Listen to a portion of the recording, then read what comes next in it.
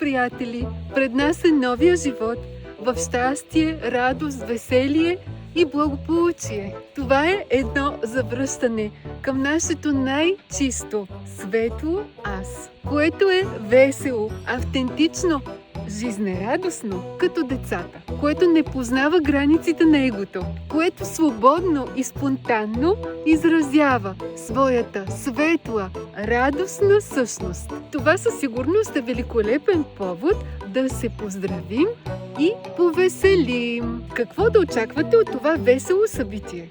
Много весели изненади! С Георги Изворски ще изнесем кратка лекция за дълбоката сила на смеха и веселието. С приятелите от Пловдив ще се погрижим да има много оздравителен смях.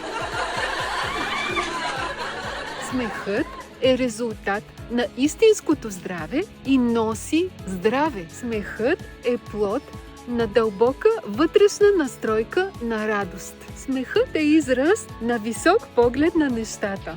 Смехът е мост, сближава позиции и носи мир.